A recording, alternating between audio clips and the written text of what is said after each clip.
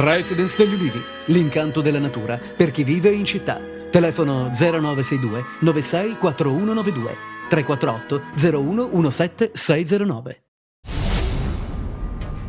3 presunti affiliati alle cosche Cataldo e Cordì di Locri sono stati arrestati dalla squadra mobile di Reggio Calabria e dal commissariato di Siderno con l'accusa di associazione mafiosa. Le 2 cosche che operano nella Locride, dopo uno scontro durato quasi 40 anni, si sarebbero alleate per controllare e gestire i traffici illeciti di droghe e di armi sul territorio. Determinanti per lo sviluppo delle indagini sono state le intercettazioni ambientali e telefoniche, cui hanno fatto riscontro poi le dichiarazioni di un collaboratore di giustizia.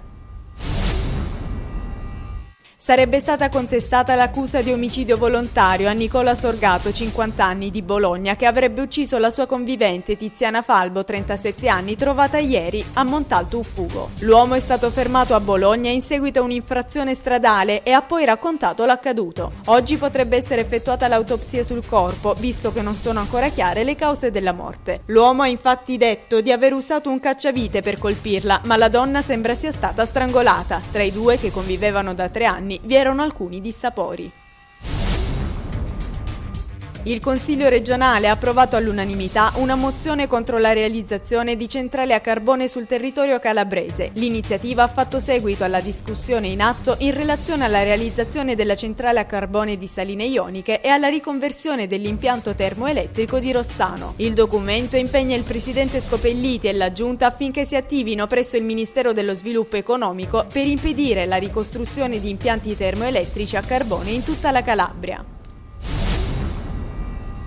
Attivo provinciale dei quadri della CGIL a Catanzaro è intervenuto il segretario generale della Calabria Sergio Genco, mentre a concludere è stato il segretario nazionale Fulvio Fammoni. Si è trattato di una manifestazione in preparazione di quella nazionale che si svolgerà a Roma il 27 novembre sul tema della crisi, del lavoro e dei giovani. Alla manifestazione parteciperanno oltre 5.000 calabresi. Si è poi trattato anche della difficile situazione nella provincia di Catanzaro, a preoccupare in particolare il basso tasso di occupazione. La gestione commissariale dei rifiuti in Calabria è stato solo uno spreco di soldi. Non ha usato mezzi termini Alessandro Bratti, componente della commissione parlamentare sul ciclo dei rifiuti, che ha partecipato ieri sera ad un incontro sulla bonifica di Crotone, organizzato dal PD. Nel corso dell'incontro l'amministrazione comunale pitagorica ha annunciato che investirà l'ANCE sul paventato colpo di spugna sulla questione dei danni prodotti sul territorio dalla presenza delle attività industriali.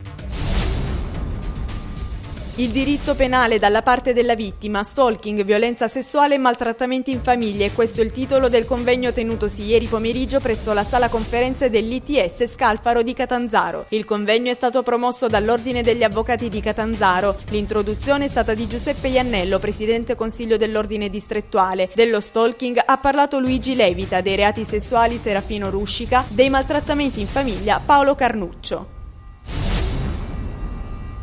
Per il secondo anno consecutivo la provincia di Cosenza parteciperà alla 13ª Borsa Mediterranea del Turismo Archeologico in programma a Paestum dal 18 al 21 novembre. Lo scopo dell'ente provinciale è promuovere il patrimonio artistico, storico ed archeologico dell'intero territorio. Il programma proposto per arrivare all'obiettivo è ricco di momenti di informazione, approfondimento e riflessione. Tanti i buyers internazionali che saranno presenti a Paestum.